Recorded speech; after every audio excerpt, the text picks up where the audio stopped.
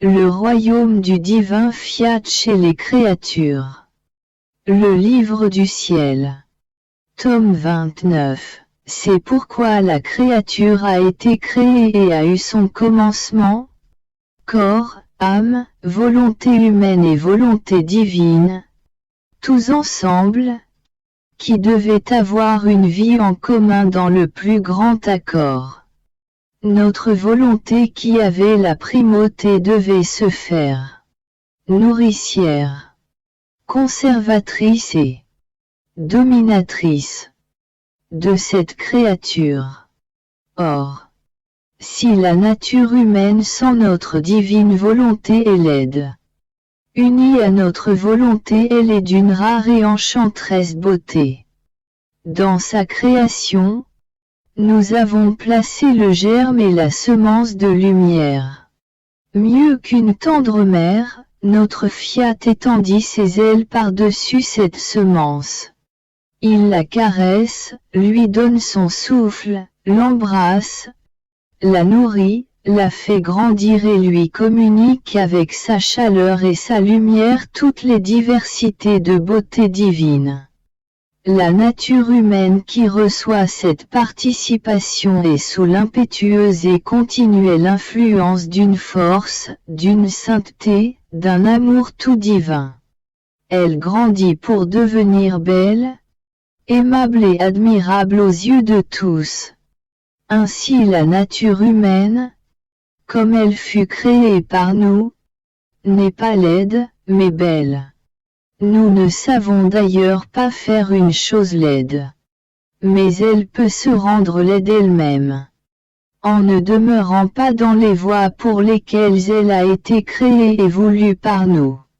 Tu vois par conséquent combien il est nécessaire que les créatures 108 fassent notre volonté et vivent dans notre volonté, afin qu'elle entre dans le premier acte de sa création. Car si cela est détruit, la créature en reste défigurée et sans vie véritable. Toutes les choses ont été créées isolées. Tout le bien consiste à se conserver comme elles furent créées par Dieu. Il en va ainsi pour les sciences. Si une personne voulait apprendre à lire sans vouloir apprendre les voyelles et leur union avec les consonnes, ce qui est le commencement et le fondement, la substance d'où dérivent les sciences, pourrait-elle jamais apprendre à lire? Elle pourrait se passionner pour les livres, mais sans jamais apprendre. Tu vois par conséquent les lignes nécessaires à suivre. Concernant la façon dont les choses ont été formées au commencement de leur existence. Si on ne veut pas passer du beau au laid, du bien au mal, de la vie à la mort, que peut espérer de bon la créature, qui ne vit pas unie à notre volonté, en qui fut établi le commencement de la création. Oh! Si toute pouvait comprendre, comme elle serait attentive à se laisser dominer, nourrir, élever par ma volonté, laquelle étant au commencement de leur existence formerait en elle toute la beauté, le bien, la sainteté et la grande fortune de la vie ici-bas, et ensuite la grande gloire de leur vie là-haut. Après quoi je continuais mes actes dans la divine volonté, il me semblait que ces actes avaient alors la vertu d'unir le ciel et la terre, d'attirer tous les célestes habitants à observer la créature qui se laissait investir par la volonté divine, pour qu'il agisse dans ses actes. Monde où Jésus ajouta 109. Ma fille, il n'y a rien de plus beau, de plus saint, de plus gracieux, qui possède une vertu et une force plus enchanteresse qu'une âme dominée par ma divine volonté. Elle est le sourire du ciel sur la terre. Chacun de ces actes est un enchantement pour son Créateur qui sent la douce force de sa volonté dans la créaturée. Se laisse agréablement ravir, et tous les bienheureux sentent que sur la terre il y a une âme qui ravit la volonté du ciel, pour la faire sienne et vivre en commun avec eux. Oh! Ils sont doublement heureux voyant que ce fiat qui les béatifie et leur apporte la félicité suprême règne aussi dans un point de la terre, où il opère et triomphe. L'on voit sur ce point de la terre une nuée du ciel, une divine volonté à l'œuvre, un sourire de la patrie céleste qui attire l'attention de tout le ciel, pour qu'ils la défendent et jouissent de ce sourire que forme la divine volonté dans cette créature. Parce que les saints sont inséparables de tous ces actes et y participent selon leur mérite. Puisque les actes accomplis dans ma divine volonté sont autant de chaînes d'amour qui courent entre le ciel et la terre et qui les aiment toutes sans exception. Comme la créature les aime toutes, elle est pour tout le monde la bienvenue. Par conséquent, ma fille, sois attentive. Vole, cours toujours dans mon divin vouloir afin de former le sourire du ciel sur la terre. Il est beau de voir le sourire du ciel. Mais comme le bonheur et le sourire sont ses propriétés, la terre est rendue plus belle, plus attirante. Parce que le sourire céleste que ma divine volonté forme dans la créature n'est pas sa propriété. Mon abandon dans le divin vouloir continue.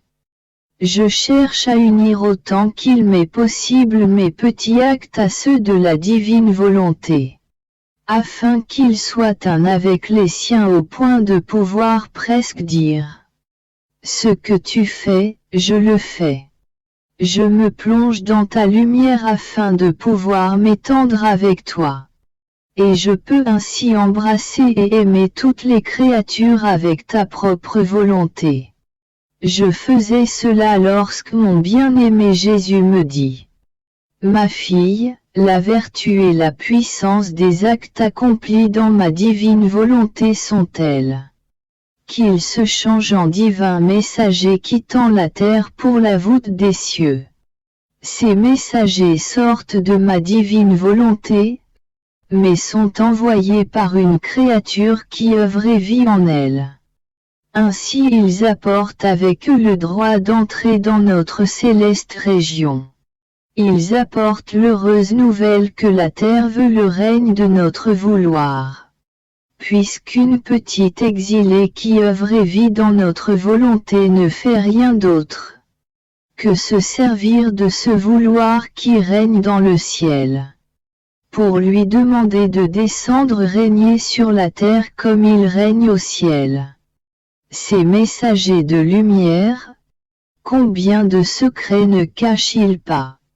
La lumière de notre divin vouloir est déjà en elle-même la secrétaire de toutes choses divines et humaines. Et c'est comment garder le secret véritable. Lorsque l'on voit en apparence de la lumière, elle cache à l'intérieur de cette lumière tous les secrets de toutes choses. Rien ne peut lui échapper. Cette lumière contient le grand secret de toute l'histoire de la création. Elle ne confie ses secrets qu'à celui qui veut vivre dans sa lumière. Parce que la lumière contient la vertu de disposer la créature à vivre et à comprendre les divins secrets, et si nécessaire à la disposer à offrir sa vie, afin de pouvoir donner vie à ces divins secrets et au dessein de la création, qui était seulement que notre volonté règne sur la terre comme elle règne dans le ciel. Par conséquent, ma fille, si tu veux être attentive à toujours vivre dans ma volonté. 111. Elle te confiera tous les secrets de l'histoire de la création. Elle fera le dépôt dans ton âme de toutes ses joies et de ses immenses tristesses. Comme avec sa secrétaire, avec sa vibrante lumière, se transformant en pinceau, elle peindra en toi le soleil, le ciel, les étoiles, la mer et les magnifiques floraisons. Parce que lorsqu'elle parle, ma volonté ne se contente pas uniquement de paroles. Car les mots ne sauraient suffire. À son amour inextinguible, à son interminable lumière. Elle veut des actes. Par conséquent, avec sa vertu créatrice. Tandis qu'elle confie ses secrets. Elle parle et forme la création nouvelle dans la créature, ma volonté ne se contente pas de dire ses secrets. Mais elle veut faire des œuvres qui contiennent ses secrets. C'est pourquoi on verra dans la créature qui vit dans ma volonté. Des cieux nouveaux. Des soleils plus brillants que dans la création elle-même. Car tu dois savoir qu'il y a dans ma volonté une soif, un désir ardent de vouloir être à l'œuvre toujours. Elle cherche la créature qui veut l'écouter et recevoir sa vertu créatrice afin de ne pas exposer inutilement ses œuvres.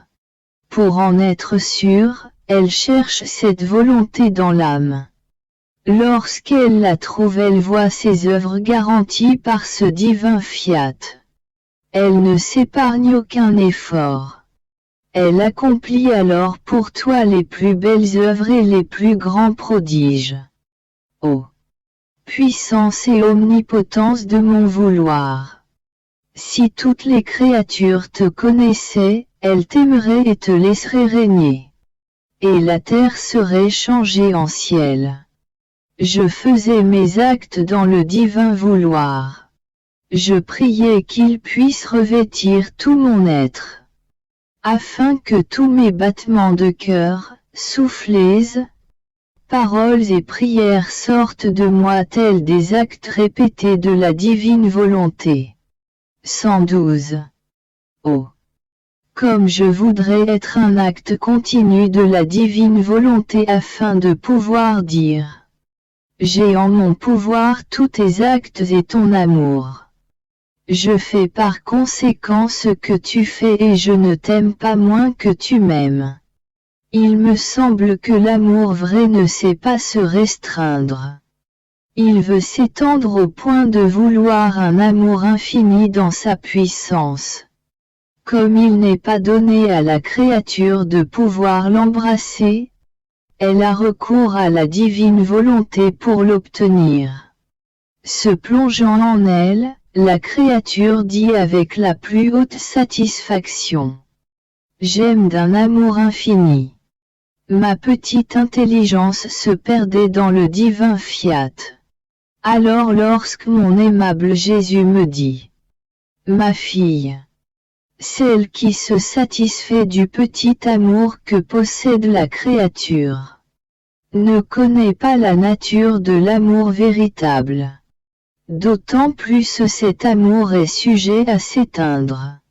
Si elle s'en contente, la créature en vient à manquer de la source nécessaire qui donne vie à la flamme de l'amour véritable et le nourrit.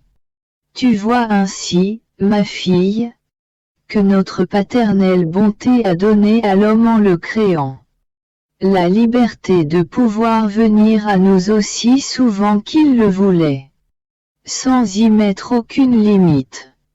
Au contraire, pour l'inciter à venir beaucoup plus souvent, nous lui avons promis qu'à chacune de ses visites, il recevrait la belle surprise d'un nouveau don. Cela aurait été pour notre amour inextinguible une souffrance s'il n'avait eu toujours quelque chose à donner à ses enfants. Il attend même avec impatience leur arrivée pour leur faire l'une après l'autre la surprise de dons plus beaux les uns que les autres. Notre amour veut festoyer avec la créature. Il est heureux de préparer lui-même les festivités pour avoir l'occasion de toujours donner. Il est comme le Père qui veut être entouré par ses enfants. Non pour recevoir, mais pour donner et préparer les fêtes et les banquets pour se réjouir avec ses enfants. 113. Quelle pourrait être la douleur d'un père aimant, si ses enfants ne venaient pas ou n'avaient rien à lui donner? Pour notre paternelle bonté, il n'y a pas de danger que nous n'ayons pas quelque chose à leur donner. Mais il y a celui que nos enfants ne viennent pas. Notre amour devient délirant parce qu'il veut donner. Et pour être plus sûr de l'endroit où la créature déposerait les dons, il veut trouver en elle notre divine volonté qui préservera la valeur infinie de nos dons. La créature cessera de se trouver petite dans son amour, ses prières et ses actes, mais elle se sentira unie avec notre volonté qui coule en elle comme une veine infinie. De sorte que tout deviendra infini pour la créature. Son amour, ses prières, ses actes et toutes choses. En nous aimant, elle ressentira alors en elle le contentement qui n'est autre que nous-mêmes. Parce qu'elle tiendra un divin vouloir en son pouvoir, et c'est lui qui court dans ses actes. Après quoi je continuai ma ronde dans les actes que le Fiat omnipotent avait fait dans la création afin d'aimer, d'honorer et de remercier ce qu'il avait fait.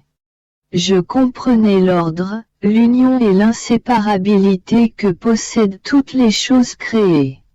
Et cela uniquement parce qu'une divine volonté les domine. De sorte que toute la création peut être appelée un acte unique et continu de la suprême volonté. Cet acte, étant donné que la volonté qui règne est une, maintient la paix, l'ordre, l'amour et l'inséparabilité entre toutes les choses créées. Car autrement, s'il n'y avait pas une volonté unique, mais plus d'une qui les dominerait, il n'y aurait pas de véritable union entre les choses créées.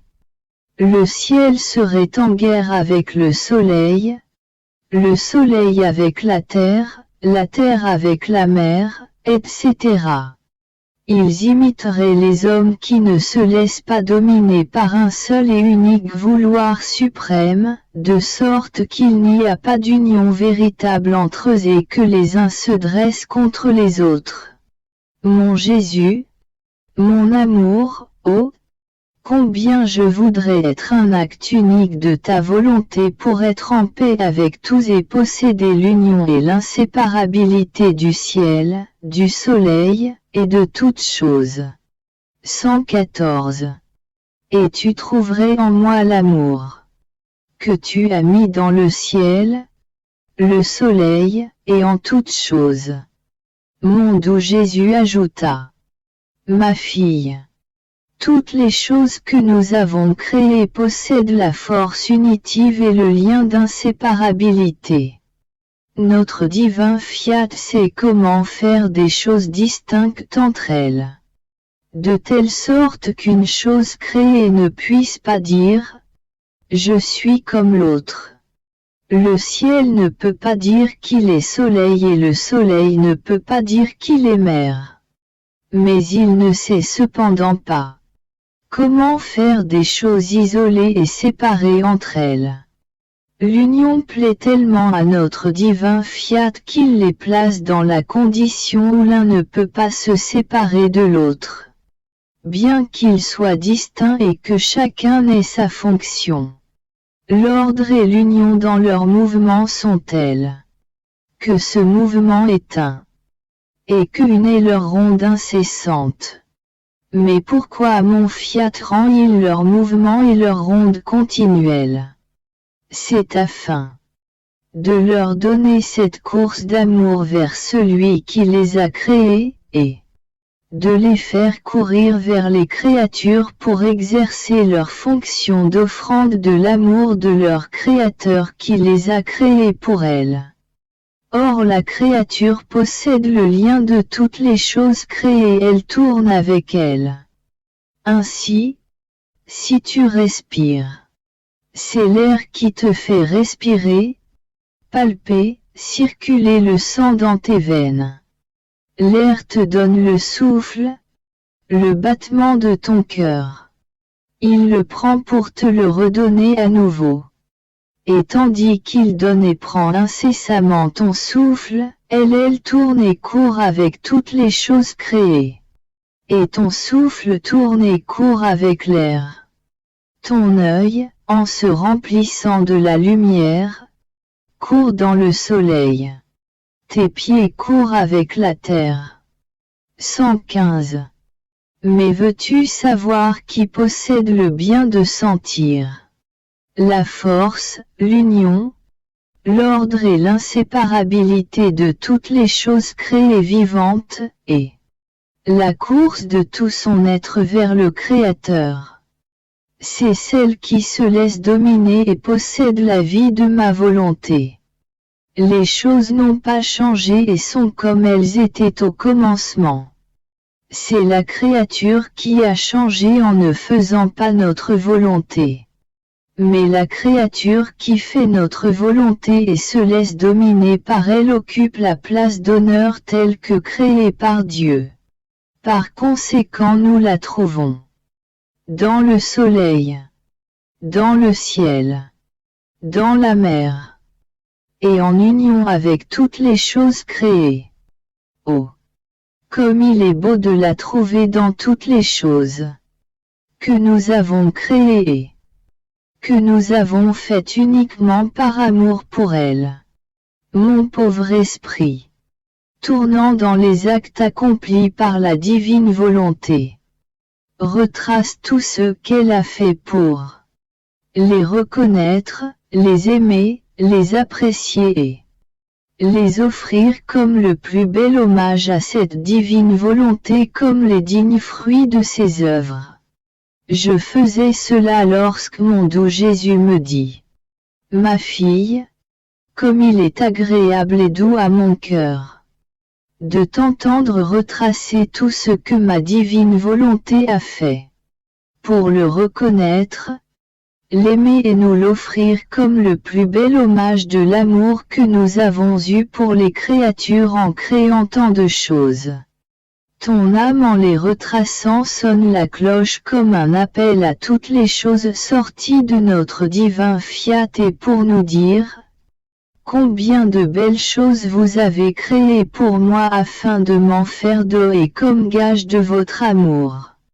Et à mon tour, je vous les redonne. En cadeau et en gage de mon amour pour vous. Ainsi nous sentons. 116. La vie de la créature palpitaire dans nos œuvres. Son petit amour courir dans le nôtre, et le dessein de la création est réalisé. Connaître nos œuvres et le dessein pour lequel elles ont été faites. Et le point de soutien de la créature où elle trouve une divine volonté en son pouvoir. C'est notre prétexte pour lui faire d'autres surprises, de nouveaux dons et de nouvelles grâces. Et moi, mon amour, une pensée m'afflige.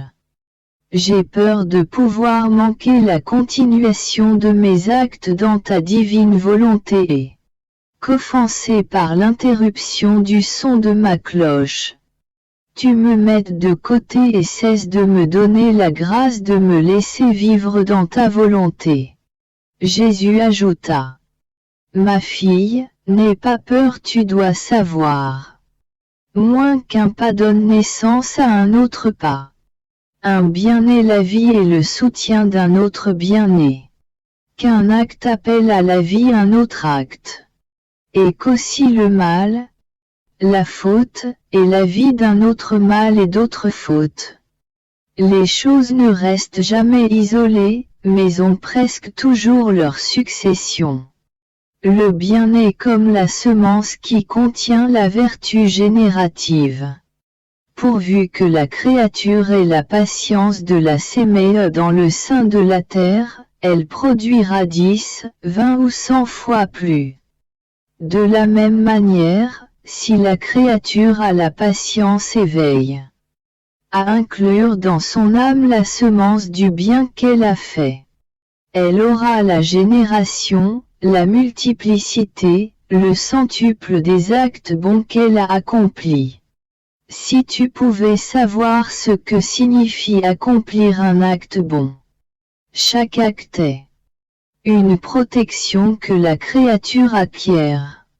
Une voix devant notre trône qui parle en faveur de celle qui a fait un bien. Chaque acte bon est un défenseur de plus pour la créature.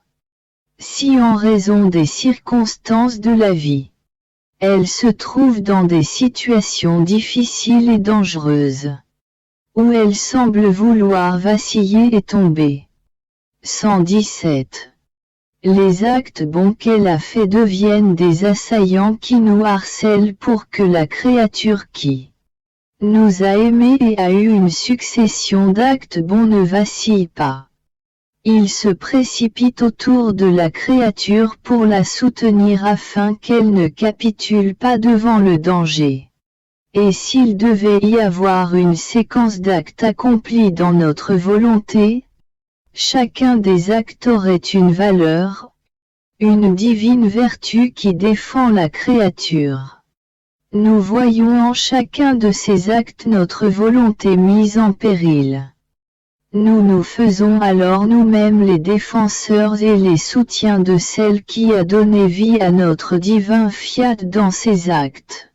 Pouvons-nous nous renier nous-mêmes ou désavouer l'œuvre de notre volonté dans la créature? Non, non. Aussi, n'aie pas peur, et abandonne-toi comme un tout nouveau-né dans nos bras pour sentir notre soutien et la protection de tes propres actes. Crois-tu qu'un bien répété et continu ne soit rien? Ce sont des propriétés divines que la créature acquiert. Des armées qui sont formées pour la conquête des célestes régions. Celui qui a de nombreux bons actes continus est semblable à celui qui a acquis de nombreuses propriétés. Un revers ne peut pas lui faire beaucoup de mal, car ses nombreuses propriétés rempliront le vide créé par ce revers. Par contre, celui qui n'a acquis que peu de choses ou qui n'a rien, le moindre petit revers suffit à le jeter sur le pavé dans la plus sordide misère. Voilà ce que c'est que faire beaucoup de bien, ou rien qu'un peu, ou pas du tout. Par conséquent, je te le répète, sois attentive, sois-moi fidèle, et ton vol dans ma volonté sera continuel. Jésus ajouta. Ma fille, tu dois savoir qu'en te disposant à faire tes actes dans ma divine volonté, elle reste conçue dans ton acte. En le faisant tu lui donnes le champ libre pour former sa vie dans l'acte que tu accomplis. Tes nouveaux actes servent de nourriture à ceux déjà accomplis. Parce que ma divine volonté est vie. 118. Lorsqu'elle a été enclose dans les actes de la créature, elle ressent le besoin d'air, de souffle, de battement de cœur, de nourriture. D'actes nouveaux sont nécessaires parce qu'ils servent à maintenir son air divin, son souffle continuel, ses battements ininterrompus et la nourriture. Pour faire grandir ma propre volonté dans la créature. Tu vois par conséquent la continuation de tes actes est nécessaire pour faire vivre et régner ma volonté dans la créature. Sinon mon vouloir serait gêné, sans son triomphe complet dans tous ses actes. Mon abandon dans la divine volonté continue. Faisant mes actes, je pensais. Mais est-il vrai que Jésus aime la continuité de mes petits actes? Et Jésus se faisant sentir me dit: Ma fille, un amour interrompu ne peut jamais conduire à l'héroïsme. Parce que n'étant pas continuel, il forme beaucoup de vide dans la créature, qui produisent la faiblesse et la froideur, qui éteignent presque la petite flamme allumée, en lui enlevant la fermeté de l'amour. L'amour avec sa lumière montre qui est celui qu'elle aime. Par sa chaleur elle maintient allumée la flamme et fait naître l'héroïsme de l'amour véritable. Si bien qu'elle est heureuse de donner sa vie pour celui qu'elle aime. Un amour continuel a la vertu d'engendrer dans l'âme de la créature celui qu'elle aime en permanence. Cette naissance se forme au centre de son amour continuel. Tu vois donc ce que signifie un amour incessant. C'est former le bûcher sur lequel te brûler et te consumer toi-même afin d'y former la vie de ton Jésus bien-aimé. C'est-à-dire, je consume ma vie dans un amour continuel afin de faire vivre celui que j'aime éternellement. 119. Oh! Si je n'avais pas toujours aimé la créature d'un amour qui ne dit jamais c'est assez. Je ne serais jamais descendu du ciel sur la terre pour donner ma vie au milieu de tant de souffrances et d'héroïsme, par amour pour elle. Ce fut mon amour continuel qui, comme une douce chaîne, m'a tiré et m'a fait accomplir cet acte héroïque pour obtenir son amour. Un amour continuel peut arriver à tout, il peut tout faire et tout faciliter, et il sait comment convertir toute chose en amour. À l'inverse, un amour interrompu peut être appelé un amour de circonstance, un amour intéressé, amour vil, qui en arrive souvent. Si les circonstances changent, à renier et même à mépriser celui qu'on aime. D'autant plus que seuls les actes continuels forment la vie dans la créature. Lorsqu'elle forme son acte, la lumière, l'amour, la sainteté, augmentent dans l'acte lui-même selon l'acte qu'elle accomplit. C'est pourquoi un amour ou un bien interrompu ne peuvent être appelés ni amour véritable, ni vie véritable, ni bien véritable. Puis il ajouta avec un tendre accent: Ma fille, si tu veux que ton Jésus complète en toi ses desseins d'amour, fais que ton amour et tes actes soient continuels dans mon vouloir. Parce que c'est dans la continuité que celui-ci peut disposer de son mode d'agir divin, peut s'engager dans l'acte pérenne de la créature, et il se hâte d'accomplir ce qu'il a établi pour elle. Car en vertu de ses actes incessants, il trouve alors l'espace, les préparations nécessaires et la vie même au pouvoir former ses admirables desseins et accomplir ses plus belles œuvres. En outre, chaque acte accompli dans ma volonté est un lien de plus reformé entre la divine volonté et la volonté humaine. 120. Un pas de plus dans la mer de son fiat. Un grand droit supplémentaire que l'âme acquiert. Après quoi je continuais à prier devant le tabernacle de l'amour. Je me disais, que fais-tu, mon amour, dans cette prison d'amour? Toute bonté, Jésus, me dit. Ma fille, veux-tu savoir ce que j'y fais? Je fais ma journée.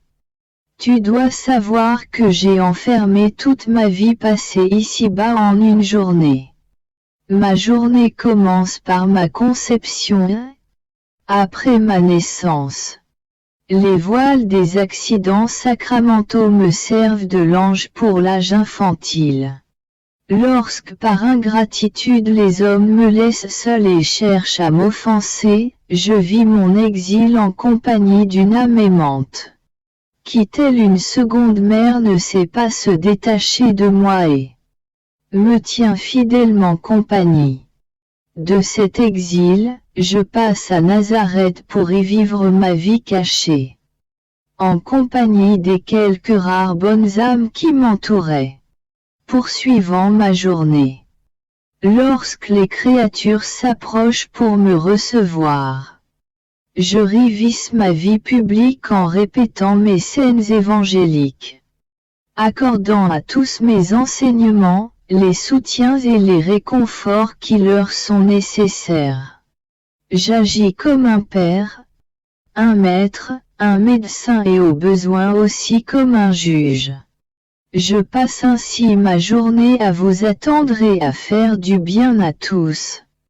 Et comme il m'arrive souvent de rester seul sans un cœur qui bat à mes côtés, je sens autour de moi un désert et je reste seul à prier.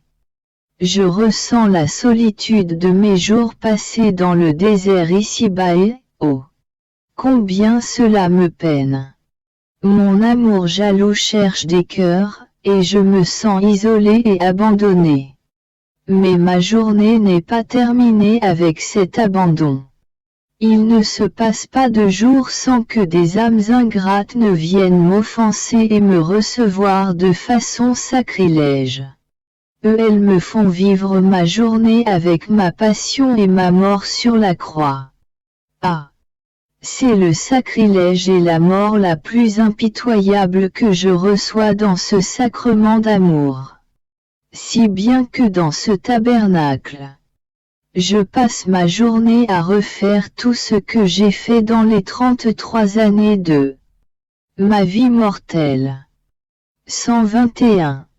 Et en tout ce que j'ai fait et tout ce que je fais, le dessein premier, le premier acte de vie est que la volonté de mon Père soit faite sur la terre comme au ciel. Alors dans cette petite hostie, je ne fais rien d'autre qu'implorer que ma volonté et celle de mes enfants soient une. Et je vous appelle dans cette divine volonté en qui vous trouvez toute ma vie en action. Et en la suivant, en la méditant et en l'offrant, vous vous unissez à ma journée eucharistique, afin d'obtenir que ma volonté soit connue et règne sur la terre.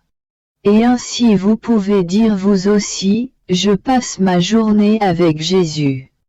Mon pauvre esprit semble ne rien savoir faire hormis se perdre dans le divin fiat et, oh, quelle douleur lorsque, même pour un bref instant, il est ravagé par l'ombre d'une pensée de ne pas être tout entier dans la volonté de Dieu. Je sens, hélas, le poids de ma malheureuse volonté. Par contre, s'il n'entre rien en moi qui n'est pas la volonté de Dieu, je me sens heureuse. Je vis dans l'immensité de sa lumière. Je ne peux même pas savoir où finit sa lumière qui forme pour moi le séjour céleste de la paix éternelle. Ô puissance du vouloir suprême, ne me quitte pas un seul instant. Toi qui sais comment changer l'humain en divin, la laideur en beauté, les souffrances en joie. Bien qu'elles restent des souffrances, tes bras de lumière me tiennent si étroitement que tout le reste, dispersé par ta lumière, n'ose plus m'inquiéter ni briser mon bonheur. Je pensais cela lorsque mon doux Jésus, comme pour approuver et confirmer mes pensées, me dit: Ma fille, n'est-ce pas que ma divine volonté est belle? Ah! Elle seule est porteuse du vrai bonheur et de la grande fortune de la pauvre créature. qui, en faisant sa propre volonté, ne fait rien d'autre que 122. Briser son bonheur. Interrompre le courant de lumière et changer sa fortune en un très grand malheur. Et lorsque la créature se dispose à faire ma volonté, elle réhabilite les biens perdus. Parce que la substance de ma divine volonté est lumière. Et toutes ces œuvres peuvent être appelées des effets de cette lumière. De sorte qu'en celle qui se laisse dominer, l'acte sera un. Mais comme substance de la lumière qu'elle possède, la créature sentira ses nombreux effets.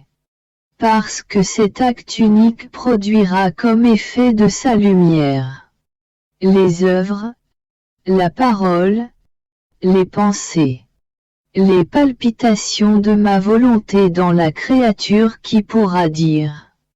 Tout cela est un acte unique de suprême volonté.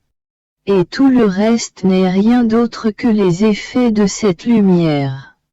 Les effets de cette lumière sont admirables s'ils prennent toutes les ressemblances, toutes les formes des œuvres, des pas, des paroles, des souffrances, des prières et des larmes, mais toutes animées par la lumière, qui forme une telle variété de beauté que ton Jésus en demeure ravi. Comme pour le soleil, qui anime chaque chose de sa lumière sans rien détruire ni changer. Mais elle vient y mettre de lui-même et elle communique la variété des couleurs, la diversité des saveurs, en leur faisant acquérir une vertu et une beauté qu'elles ne possédaient pas. Telle est ma divine volonté. Sans rien défaire de ce que fait la créature. Elle embellit l'âme de sa lumière et lui communique sa puissance divine. Après quoi je continuai mon abandon dans le divin fiat en suivant ses actes. Mon Jésus bien-aimé ajouta. Ma fille, tout bien sort de Dieu à maturité. Cette maturation est formée entre Dieu et l'âme. Vois-tu, en faisant tes actes, tu t'exposes aux rayons du divin soleil sous la chaleur et la lumière, tes actes ne restent pas arides et insipides, mais ils mûrissent. Et toi avec eux, dans l'amour et dans les divines connaissances en tout ce que tu fais. Et moi, te voyant mûri dans ces actes, je prépare en moi-même un autre amour et d'autres vérités à te dire. Il ne sort de moi rien de stérile. Mais tout est fécond et bien mûri dans la flamme vivante de mon amour. Ainsi tu reçois la vertu pour former en toi de nouvelles maturations. C'est pourquoi j'attends souvent la conclusion de tes actes pour te faire la surprise de te faire connaître d'autres vérités. Celles-ci, comme autant de soufflets de chaleur et de lumière, agissent en faisant mûrir dans ton âme les biens et les vérités que ton Jésus t'a communiqués. Tu vois ainsi la nécessité de tes actes, pour te disposer à recevoir d'autres connaissances de mon divin fiat, afin de me laisser trouver en toi la continuation de tes actes pour les faire mûrir. Sinon que pourrais-je faire ? Je resterai comme un soleil qui en parcourant la terre ne trouverait pas une fleur ou un fruit à faire mûrir. De sorte que tous les admirables effets que contient le soleil resteraient dans sa lumière, et la terre ne recevrait rien. C'est pourquoi le ciel ouvre aux âmes qui travaillent la puissance miraculeuse de la lumière de mon divin vouloir. Non pas aux âmes oisives, mais à celles qui œuvrent, qui se sacrifient, qui aiment, qui trouvent toujours quelque chose à faire pour moi. Tu devrais savoir que les béatitudes du ciel reviennent sur la terre, pour aller se déposer dans l'âme qui œuvre dans ma volonté. Car elles ne veulent pas la laisser privée des joies et du bonheur céleste alors que cette âme forme une seule et unique volonté avec le ciel. 124. Cependant, les âmes bienheureuses, si elles baignant dans les joies divines, n'en acquièrent aucun mérite. Par contre, pour l'âme encore en voyage, cela s'ajoute à son bonheur et à ses mérites. Parce que pour celle qui fait ma volonté sur la terre, tout est méritoire. La parole, la prière, le souffle et les joies elles-mêmes se convertissent en mérites et en nouvelles acquisitions. Je suivais mes actes dans le divin vouloir. Je priais mon très grand bien Jésus, de faire se lever en chacun de mes actes le soleil de la divine volonté afin que je puisse lui donner avec chaque acte l'amour, l'hommage et la gloire. Ce soleil formerait pour lui en chacun de mes actes un jour de lumière divine, d'amour et de profonde adoration, en communiquant ce jour dans mon acte par sa volonté. Oh! Comme je voudrais dire en chacun de mes actes, qu'ils soient grands ou petits, je fais un jour pour Jésus afin de l'aimer plus. Je pensais cela. Alors mon bien-aimé Jésus répétait sa petite visite habituelle dans mon âme. Et il me dit: Ma fille, ma divine volonté est le jour véritable pour la créature. Mais afin de former ce jour, ma volonté doit être appelée dans l'acte de la créature, afin de se placer dans l'acte pour faire se lever son divin jour. Et elle possède la vertu de changer l'acte, la parole, le pas, les joies et les souffrances en jours des plus splendides et des plus enchanteurs. Pendant que la créature sort de son sommeil, ma volonté attend d'être appelée à former en elle son jour d'action. Ma volonté est pure lumière. Elle n'est pas adaptée à travailler dans l'acte obscur de la volonté humaine. Elle change l'acte en jour pour former son splendide plein jour des actions héroïques et divines avec un ordre et une beauté dignes seulement de sa vertu vivifiante et opérante. On peut dire que ma volonté attend derrière les portes de l'acte de la créature, comme le soleil derrière les fenêtres des chambres. Bien que la lumière soit abondante à l'extérieur, celle-ci reste dans l'obscurité, parce que les portes ne sont pas encore ouvertes. Ainsi, bien que ma divine volonté soit la lumière qui éclaire tout, l'acte humain est toujours obscur. Si le jour de ma volonté n'est pas appelé à se lever en lui, par conséquent, appelle ma volonté à se lever en chacun de tes actes, si tu veux. Qu'elle forme en toi son jour magnifique, et que je puisse trouver en toi et en chacun de tes actes mes journées d'amour qui m'entourent de joies et de délices pour me faire répéter. Mes délices sont d'être avec les enfants de ma divine volonté. Je passerai mes jours heureux en toi, non dans la nuit malheureuse de ta volonté humaine, mais dans le séjour de pleine lumière et la paix éternelle de mon céleste pays. Ah! Oui, je le répète. Je suis heureux dans la créature. Je sens en elle l'écho de mon jour passé ici-bas sur la terre et l'écho du jour que je passe dans ma prison dans le sacrement de l'amour, tout rempli de ma divine volonté. C'est pourquoi si tu veux me rendre heureux, Fais que je trouve en toi la vertu opérante de ma divine volonté, qui sait comment former pour moi le jour le plus beau et la plus brillante lumière, tout parsemé de joies ineffables et de bonheur céleste. Puisque la créature, depuis le début de sa création, est sortie de Dieu dans le jour heureux et pacifique de notre divine volonté. En elle tout était lumière, plein midi, à l'intérieur comme à l'extérieur. En son cœur, devant ses yeux, par-dessus sa tête et même sous ses pas, elle voyait et sentait la vie palpitante de ma sainte volonté. 126. Celle-ci, lorsqu'elle la tenait immergée dans la plénitude de la lumière et du bonheur, lui fermait toutes les voies et les pas du malheur humain.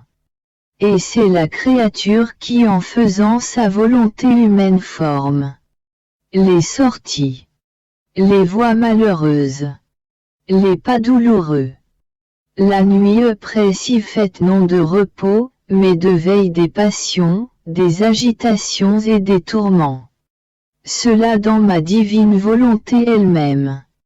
Et cela parce que la créature a été créée uniquement pour ma volonté, afin de vivre en elle et pour elle. Il n'y a pas de dessein pour elle, ni sur la terre ni au ciel, ni même en enfer, en dehors de mon divin fiat. C'est pourquoi la créature qui vit dans ma divine volonté ferme ses sorties, par chacun de ses actes en elle. Supprime les voies de malheur qu'elle a formées. Fait disparaître les pas douloureux. Étouffe la nuit. Le repos vient qui met un terme à tous ces maux. Alors mon vouloir lui-même qui voit que la créature veut vivre en lui, la caresse, la met en fête et l'aide à supprimer ses voies de sortie. Il ferme les portes de ces maux parce que nous ne voulons pas et nous n'aimons pas que la créature soit malheureuse. Car cela nous déshonore et forme sa douleur et la nôtre. Par conséquent, nous voulons la voir heureuse, et de notre bonheur même. Oh! Comme il est douloureux pour notre cœur paternel de posséder d'immenses richesses, des joies infinies, et de voir nos enfants dans notre propre maison, c'est-à-dire notre propre volonté, dans la pauvreté, le jeûne et le malheur. Je faisais ma ronde dans la divine volonté, pour suivre tous ces actes accomplis par amour pour nous. Arrivé en Éden, je m'arrêtais à l'acte où Dieu créa l'homme. Quel moment solennel! Quel enthousiasme d'amour! Un acte que l'on peut appeler très pur, complet, substantiel et ininterrompu d'amour divin. L'homme a été formé, a eu son commencement, est né dans l'amour de son Créateur. Il était juste qu'il grandit comme il avait été pétri et animé par le souffle, comme une petite flamme, de l'haleine de celui qui l'aimait tant. Je pensais à cela. Alors mon doux Jésus visita ma petite âme et me dit: Ma fille, la création de l'homme n'était rien d'autre qu'une effusion de notre amour. Cependant il lui était impossible de tout recevoir en lui-même. Il n'avait pas la capacité de recevoir en lui un acte de celui qui lui avait donné le jour. C'est pourquoi notre acte est resté à l'intérieur et à l'extérieur de lui afin qu'il puisse l'utiliser comme nourriture pour grandir devant celui qui l'avait créé avec tant d'amour et qui l'aimait tant. En créant l'homme, nous ne déversions pas seulement notre amour mais toutes nos divines qualités. La puissance, la bonté, la beauté, etc. elles se sont également répandues au dehors. Avec ce déversement de nos divines qualités, la table céleste demeurait toujours préparée à la disposition de l'homme. Quand il le désirait, il pouvait venir s'asseoir à la table céleste pour se nourrir de notre bonté, puissance, beauté, amour et sagesse, et grandir devant nous avec ces mêmes divines qualités et le modèle de notre ressemblance. Chaque fois qu'il venait en notre présence pour prendre une gorgée de nos divines qualités, nous le prenions sur nos genoux pour se reposer et digérer ce qu'il avait pris, afin qu'il puisse se nourrir à nouveau de nos mets divins, pour former sa croissance complète de bonté, de puissance, de sainteté et de beauté comme le désirait notre amour et le voulait notre volonté. Lorsque nous faisons un travail, notre amour est si grand que nous donnons et préparons tout. 128. Pour que rien ne puisse manquer à notre œuvre. Nous faisons des œuvres complètes, jamais à moitié. S'il semble manquer quelque chose, c'est à cause de la créature, qui ne prend pas tout ce que nous avons servi pour son bien et pour notre gloire.